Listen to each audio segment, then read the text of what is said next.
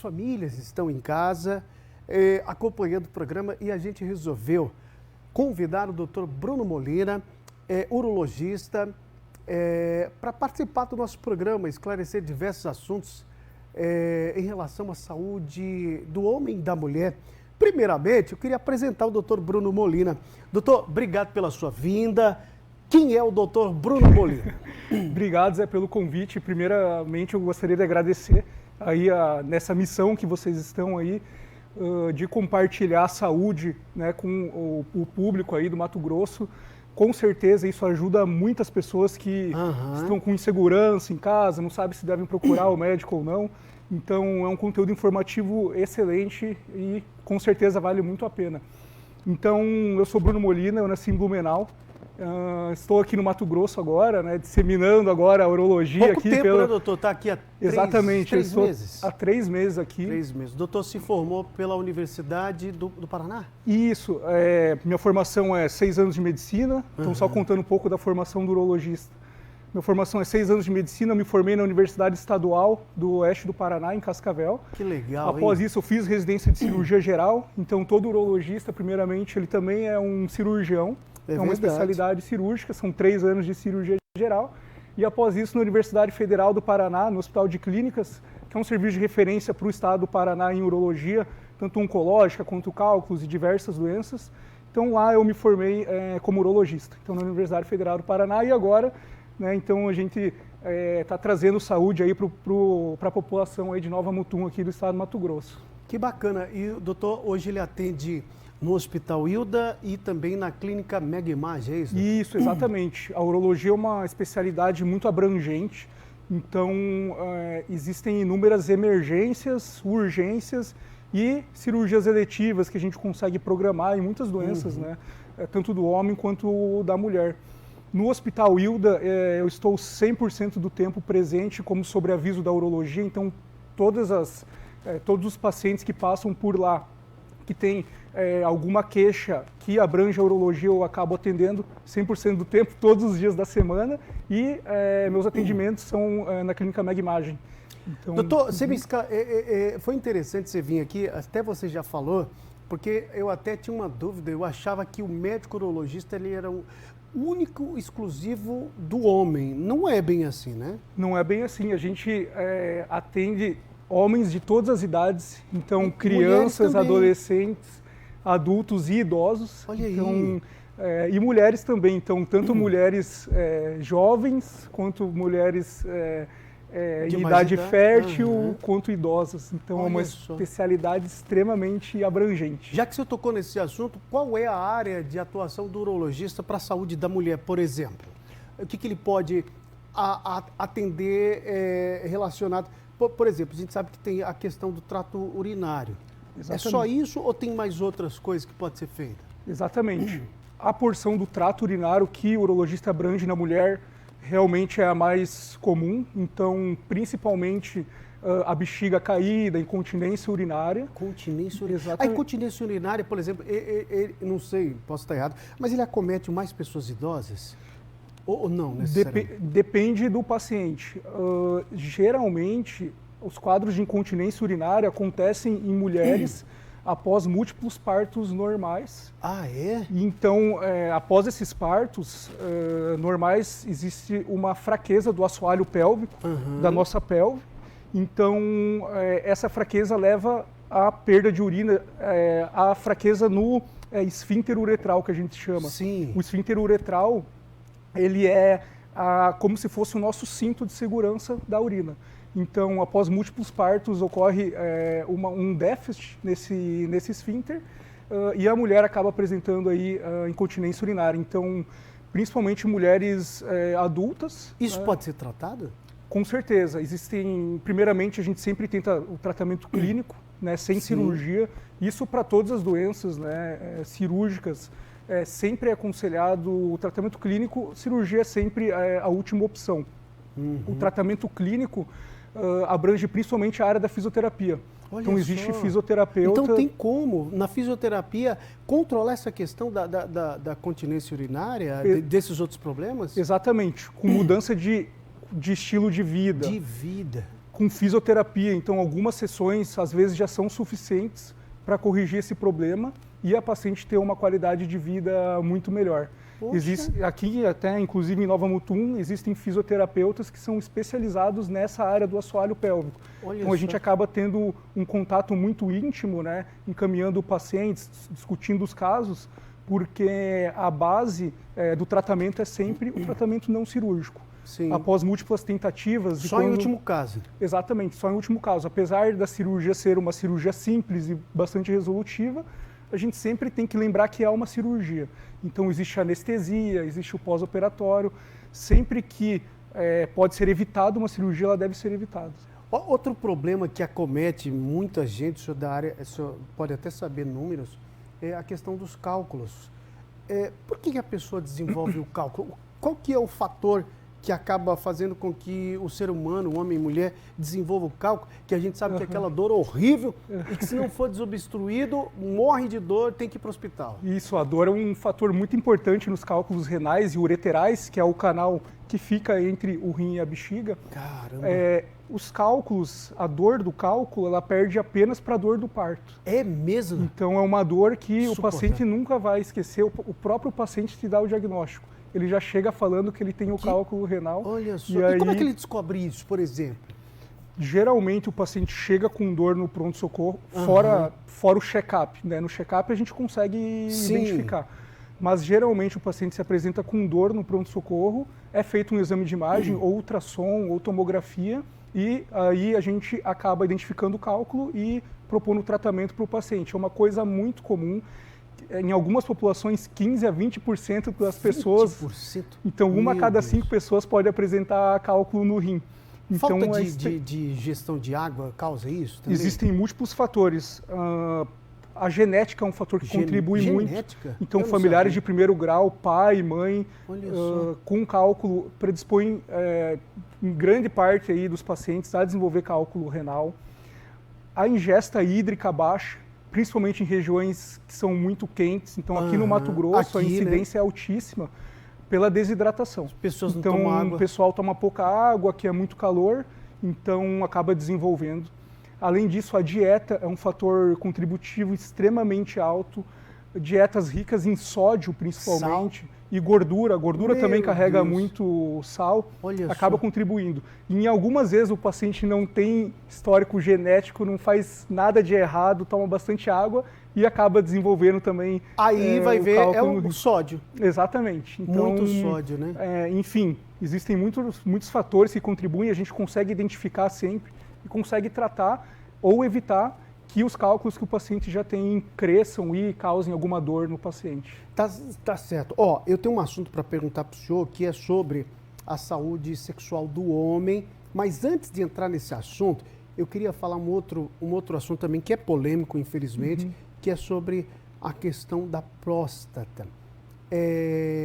Quem deve se preocupar com a questão da próstata? É lógico que a gente sabe que é o homem, mas a pergunta é, a partir de que idade? Exatamente. Aqui no Brasil, a gente segue a Sociedade Brasileira de Urologia. Em alguns países, esse rastreio difere devido à incidência diferente do câncer de próstata na população. No Brasil, a Sociedade Brasileira de Urologia ela prega rastreio a partir de 45 anos para homens que têm histórico familiar de primeiro grau, ou seja, o pai teve câncer de próstata. Ou, independente da cor? Ou para pacientes negros. Então, essas duas classes merecem o tratamento a partir de 45 anos. Para a população geral, pregamos o tratamento a partir de 50 anos, com toque retal e PSA, então exame de sangue e exame físico, mas sempre deve ser individualizado o tratamento para cada paciente. Cada caso, cada paciente é um caso diferente. Cada paciente é um caso. Alguns pacientes com 43, 44 anos me procuram no consultório. Em grande parte deles, a gente inicia o rastreio para o paciente ficar realmente mais tranquilo. Então, o principal objetivo é sempre tranquilizar o paciente, que ele durma bem, que ele fique seguro de que não tem nenhuma doença e que, se tiver alguma doença, a gente vai rastrear ela precocemente e vai conseguir tratar. Nessa idade, por exemplo, de 42, 43, a próstata, ela apresenta alguma situação diferenciada ou o paciente procura o tratamento justamente para identificar se tem alguma coisa errada ou consegue, alguma anormalidade aparece já? Consegue perceber? Dificilmente ele vai perceber alguma anormalidade. A doença mais comum da próstata é a hiperplasia benigna da próstata, que é a próstata aumentar de tamanho. Essa doença, como a próstata serve de passagem, como um túnel para passagem da urina, essa doença causa sintomas, mas o paciente com 40 anos dificilmente vai ter hiperplasia. Hiperplasia é uma doença de pacientes mais idosos. O câncer de próstata... Dificuldade de urinar pode identificar isso? Isso, exatamente. Dificuldade para urinar, o jato fraco, a sensação de bexiga cheia depois que o paciente urina. Diferentemente do câncer de próstata. O câncer de próstata... Que é outra coisa diferente. Uma coisa totalmente diferente. O câncer de próstata, geralmente, como ele se apresenta? Como um nódulo na região de trás da próstata. Então, sem relação com a urina. Então, o câncer de próstata é uma doença que não causa sintomas no paciente. E quando causa, o câncer de próstata ele está muito avançado. Então, é um paciente mais idoso, que não fez o rastreio. Esses pacientes mais jovens, eles vêm procurar atendimento com o urologista para fazer rastreio de câncer de próstata, porque eles ouviram em algum lugar que tem que fazer o rastreio, porque tem que acompanhar. É porque tem muita conversa. Por exemplo, eu já ouvi pessoas dizer, a partir dos 40 anos já precisa ser feito o toque. Às vezes até as pessoas brincam, fazem uma piada. A partir dos 45 tem que fazer o toque. Mas o senhor acabou de explicar que depende muito de cada caso. Em geral, pessoas que já teve problemas na família com o pai, ou pessoas negras, né, que necessariamente, se não, seria a partir dos 50 anos, então? Isso, como eu te expliquei, o tratamento deve ser individualizado. Eu sempre preconizo que o paciente chegue em casa tranquilo, que ele não tenha nenhuma insegurança. Em grande parte, não tem indicação de começar o tratamento, mas a gente começa pelo menos com o PSA. O PSA seria o exame de sangue? Isso, seria o exame de sangue. Mas ele não substitui o toque retal? Isso, ele não... Ele acaba... Seria um complemento? Exatamente. Como eu expliquei, existem alguns cânceres de próstata que são mais perigosos, que são mais agressivos, em que o PSA não aumenta. São cânceres mais raros, então existe uma incidência nesses cânceres de menos de 10% dos cânceres de próstata, em que o PSA é baixo, porém a gente consegue rastrear esse câncer pelo toque retal, porque são tumores na região posterior, que é a região de trás da próstata. Então aí a gente traz a importância do toque retal. Eu sempre ofereço para os pacientes no consultório, alguns pacientes optam, e a gente sempre respeita o paciente por não realizar o toque retal, mas sempre orientando o paciente que existe esse risco. Então, o ideal é sempre nunca trabalhar com riscos, né? Então, para o paciente ficar bem seguro, ficar tranquilo, conseguir dormir bem. Agora, ainda aprofundando um pouquinho mais nesse... É um assunto polêmico, a gente sabe que, infelizmente, nós vivemos numa sociedade machista. Para quem está se aproximando dessa idade, não precisa ter preconceito. Por exemplo, hoje um exame do toque retal, como é que vai ser, como é que não vai ser? O médico, ele faz o toque retal para perceber se existe alguma normalidade. E isso é um procedimento rápido. Isso é um procedimento extremamente rápido. A tecnologia hoje avançou, então utilizamos anestésicos locais. É um procedimento que dura menos do que 5 segundos, então uma coisa bem tranquila. A gente sempre conversa com o paciente, prepara o paciente. Geralmente os pacientes eles já vêm com uma noção, porque eles pesquisam fora, eles ouvem outras pessoas falando. Então sempre eu costumo falar para os pacientes que os que não querem fazer é um mal necessário. Então é um mal necessário para a nossa segurança. Durante meu trabalho em Curitiba, eu acompanhei bastante. Lá era um serviço referência para oncologia no Paraná. Então, a gente acompanhava bastante pacientes que optaram a vida toda por não realizar exames de check-up, não acompanhar, e que se apresentavam no serviço já com câncer de próstata metastático no pulmão, nos ossos. Esse é o assunto que eu queria perguntar. Por exemplo, aquele que não quero saber, e aí o câncer apareceu. Como é que faz para tratar, depois de... Tem cura, não tem cura? Depende muito do que, por exemplo? O tratamento de câncer de próstata, quando o câncer ele é localizado, ou seja, ele não se espalhou no sangue, não se disseminou... Ele pode se espalhar? pode se espalhar. A disseminação do câncer de próstata é principalmente linfática, então pelos linfonodos, pelas ínguas. Então, essa é a primeira disseminação. O câncer, ele se espalha principalmente para os ossos, né? Para os ossos. Então, algumas vezes, a gente faz o diagnóstico do paciente por fraturas. O paciente está com câncer de próstata extremamente avançado, vem com uma fratura no braço, por exemplo. E nem imagina, e a gente vê que é uma fratura oncológica que é pelo câncer. O câncer de próstata localizado, o tratamento ele se baseia em cirurgia ou radioterapia em pacientes que a gente não consegue fazer a cirurgia. E esse que já espalhou? Como é que faz? Em pacientes que já se espalharam, a gente tem que entender que o que alimenta o câncer de próstata é o hormônio masculino, é a testosterona. Então deve existir um bloqueio da testosterona.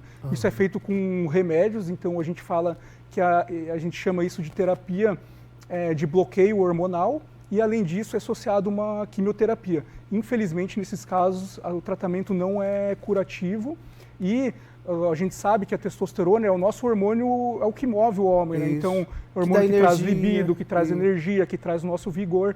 Então, deve existir um bloqueio da testosterona nesse paciente para o câncer não avançar. Então, a qualidade de vida desses pacientes é muito ruim. É uma coisa que a gente pode evitar com um simples PSA e toque. Isso que o doutor está falando, o doutor Bruno Molina está falando, que é muito sério, viu? Você que é homem, que às vezes ainda carrega esse preconceito bobo, deixa isso para lá. Você entendeu o que ele falou? É feito um bloqueio do hormônio do homem. Isso quer dizer claramente, a gente não vai tapar o sol com a peneira, que o seu hormônio vai deixar de existir. Ou seja, você infelizmente vai viver sem energia, sem pique, sua vida sexual vai acabar. Por isso que é importante você ter o controle. Doutor, qualidade de vida, uma boa alimentação, exercício, é o que o senhor, que é da medicina, indicaria para se ter uma vida ativa em todos os sentidos, né? Isso, a qualidade de vida aqui, a gente vê no paciente que se cuida, que faz o check-up, isso é extremamente importante para todos os homens. Eu costumo falar que as meninas vão no ginecologista. É verdade, as mulheres são exemplo, vão no ginecologista, fazem todo o acompanhamento. Agora os homens têm, infelizmente, é a cultura, às vezes. E isso não é só do nosso país, em várias nações isso acontece. Isso, existe uma estatística mundial que mostra que os homens vivem 7 anos a menos do que as mulheres. Então isso acaba sendo, por muitas vezes, um desleixo no homem, que acaba não procurando o médico, que acaba procurando o médico quando vai procurar já tá só quando tem alguma queixa, alguma doença, e isso atrapalha muito a nossa saúde. Então uma qualidade de vida boa, então alimentação adequada, atividade física. Isso, quando a gente vê o paciente fazendo isso... Sono, né? O senhor disse para mim na rádio. Isso, exatamente. O sono, o descanso, evitar o estresse. Isso, quando a gente vê o paciente levando a sério essas atitudes, no exame de sangue laboratorial, nos níveis de testosterona, nos níveis do perfil lipídico, que a gente chama de colesterol, a gente já consegue ver a mudança aí do paciente. Então, isso tudo é reflexo da qualidade de vida e do estilo de vida que ele leva. Tá certo. Agora, antes da gente entrar nesse assunto do hormônio, hoje o câncer de próstata ele é responsável por uma grande mortalidade. Ele fica atrás, por exemplo, de que tipo de câncer? No Brasil, a incidência do câncer de próstata ela perde apenas para o câncer de pele, não o melanoma. Então Deus. Seria no homem. Então seria esse o câncer mais comum, o segundo câncer mais comum, o câncer de próstata. Então a mortalidade é extremamente alta, principalmente nas regiões onde não existe esse check-up, onde a população não tem acesso à informação, como a gente está fazendo aqui. Então a mortalidade de câncer de próstata acaba sendo extremamente alta, infelizmente, no Brasil devido a isso. Agora, para a gente já se aproximar do término da nossa entrevista, queria perguntar para o senhor, por exemplo, o seguinte: os homens que passaram dos 30, já na casa dos 40 em diante, a gente sabe que existe uma perda progressiva do hormônio. Como recompor esse hormônio perdido? O senhor acha que, o senhor que é médico, até que idade dá para levar uma saúde ativamente sexual? Né? Eu lembro que o senhor me contou na rádio que tem pacientes com 70 anos que levam a vida ativamente. Isso, exatamente. A tecnologia na medicina vem avançando muito. A gente vê um avanço alto na longevidade, então pacientes até 100 anos, mais do que 100 anos. e, consequentemente, nossa vida sexual também se estende, né, com esse avanço da tecnologia. A testosterona, que é o hormônio responsável pelo libido, né, pelo vigor que a gente explicou agora, ela tem um pico na adolescência.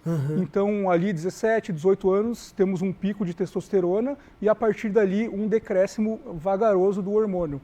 A grosso modo, a partir de 40 anos, a gente consegue perceber clinicamente a redução da testosterona e isso gera alteração no nosso estilo de vida, na nossa qualidade, na nossa disposição. Então, a partir dali é interessante que o homem já acompanhe para, se necessário, fazer uma reposição hormonal. Como que a gente faz essa reposição, esse aumento da testosterona? Primeiramente, sempre a gente tenta a mudança do estilo de vida. Então, como eu expliquei na rádio, o sono adequado, a redução do estresse, uma alimentação adequada, atividade física. A partir dali, se o homem faz tudo isso e não consegue um aumento da testosterona, a gente vai partir para medicações que estimulam diretamente a produção, o testículo, que estimulam o próprio testículo do paciente a trabalhar. O principal representante dessa classe seria o citrato de clomifeno. Então, a gente utiliza ele por um período e vai dosando a testosterona. Após isso, a gente retira o remédio e vê se o paciente vai conseguir manter... Então, quer dizer, não necessariamente precisa usar isso pelo resto da vida? Não necessariamente. O objetivo é sempre não precisar. Às vezes o paciente está com a testosterona muito baixa e por isso ele não consegue manter um estilo de vida bom. Até o emocional atrapalha, né? Exatamente. Então o que a gente faz? A gente tenta dar um boom inicial de testosterona com um remédio que estimula o próprio testículo dele a trabalhar e a partir dali ele vai tentando mudar estilo de vida, fazer atividade física, então fazer todos esses processos para aumentar naturalmente a testosterona dele. E em último caso, quando a gente não consegue essa mudança, a gente parte para a testosterona exógena, que seria ele utilizar algum medicamento, seja injetável, seja via oral, para aumentar a testosterona, porém uma testosterona artificial. Passa uma pomada, aquilo é hormônio? Isso, a testosterona gel é uma forma de aplicação de testosterona que o paciente acaba aplicando ali na região das dobras. Ela aumenta a testosterona, é a primeira... a linha que digamos é a mais básica para a reposição, porém devemos lembrar que é uma reposição exógena, ou seja, é um medicamento, é uma testosterona de fora do corpo. Entendi. Por que é a última opção sempre a reposição exógena de testosterona?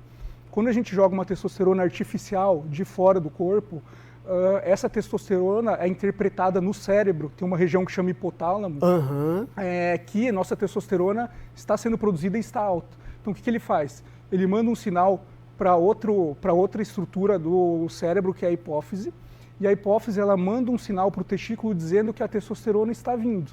Então não precisa produzir mais. Então a nossa produção endógena do corpo mesmo é interrompida. Por isso que o senhor indica que o próprio organismo produz essa testosterona. Isso, exatamente. A gente sempre deve tentar primeiramente que o próprio homem produza testosterona.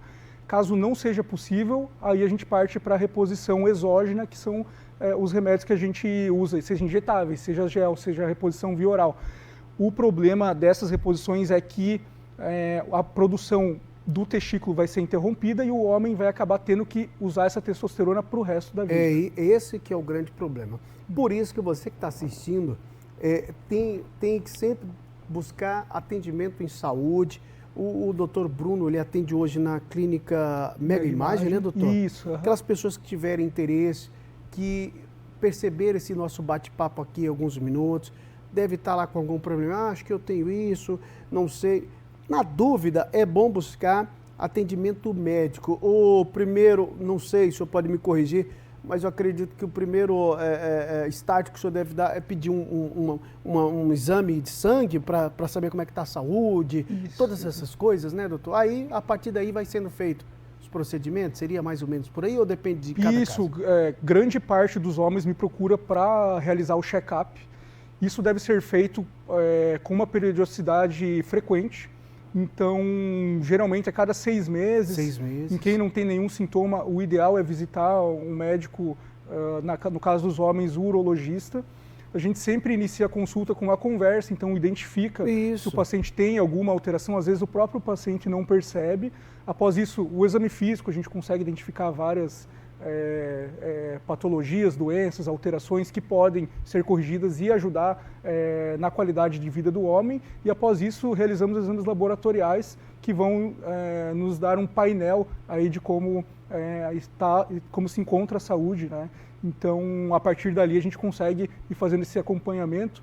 E eu costumo falar para os pacientes que é mais ou menos assim, é como um barulhinho no carro, por exemplo. Verdade. Quando a gente não sabe se aquele barulhinho, a gente deve procurar um mecânico ou não, né? Se a gente tem que procurar auxílio ou não, o médico é praticamente a mesma coisa. Então, qualquer alteração diferente que você perceba, que te gere alguma insegurança, procure um médico, porque o check-up é muito melhor do que a gente tratar uma doença já estabelecida. A prevenção é muito melhor. Verdade, o senhor está certo, eu gostei desse bate-papo, eu acho que quem está em casa gostou mais ainda. O Dr. Bruno Molina, o senhor tem um site que pode ser esclarecido lá, algumas dúvidas também? Doutor? Isso, eu tenho um site, é muito fácil me encontrar, é só colocar urologista no Google aqui que vai aparecer. Meu site é drbrunomolina-urologia.com.br. Lá eu também tenho um blog, eu coloco várias perguntas dos pacientes. Se quiser mandar pergunta. Isso, exatamente. Na medida do possível, o senhor consegue responder. Com certeza, eu sempre respondo. E também tem no Instagram, né? Isso, eu tenho o Instagram, que é brunomolina.uro. E o Facebook também. Então, o que quiserem entrar em contato comigo, às vezes tem alguma pergunta que quer fazer no Instagram, podem ficar tranquilos aí que eu respondo todos, eu elucido todas as dúvidas também. Ou se você quiser ir marcar a consulta amanhã, já veja a agenda do doutor e vá lá na clínica Mega Imagem, inclusive é parceiro da Massa FM, se você não souber o endereço, a gente passa para você, mas cuide da saúde, é importante que você possa fazer isso para que você envelheça com saúde. Porque, assim, é inevitável a gente envelhecer, né, doutor? Mas é preciso envelhecer com saúde. Hoje a gente vê homens, por exemplo, o Abílio Diniz, o cara tá com quase 90 anos, parece um moleque. Gente, é sério, o cara tem 85 anos, o filho dele, de 40 e pouco, já faleceu. Agora ele tá lá no vigor. É possível chegar nessa idade com saúde, seguindo questões simples como ter qualidade de vida, boa alimentação, exercício, tudo isso conta, né? Isso, exatamente. Eu não costumo falar que a gente pode, mas que a gente deve fazer isso. Então, investimento, né, eu costumo chamar de investimento. Então, a saúde deve ser investida. É uma coisa que ninguém nunca vai se arrepender. E com certeza, como eu expliquei, nossa longevidade aumentando aí até 100, até 100 e poucos anos. Cada vez mais a tecnologia vai avançando, daqui a pouco chega a 200. Isso, a gente merece isso, né? Então, a tecnologia está aí para a gente utilizar e para melhorar a nossa qualidade de vida. Esse é o principal, né, da nossa vida aí. E o legal é chegar nessa idade, ó, com potência. Exatamente. Bate-papo com meu querido amigo, doutor Bruno Molina. Doutor, obrigado pela sua vinda. Obrigado. Muito obrigado. A gente fica muito feliz de ter tirado um pouquinho do seu tempo. Eu sei que tem muito trabalho. Inclusive, se surgir, ele tem que correr para atender o pessoal. Tomara que não vá aparecer ninguém lá com dor de cálculo, né? Mas a gente fica feliz. Obrigado mais uma vez. O espaço está sempre aberto. Muito obrigado pelo convite. Parabéns de novo. É um conteúdo informativo que com certeza ajuda muita gente.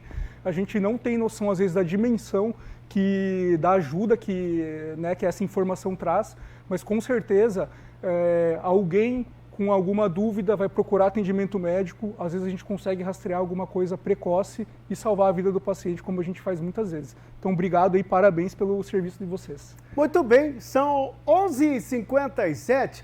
Roda essa reportagem para a gente, que a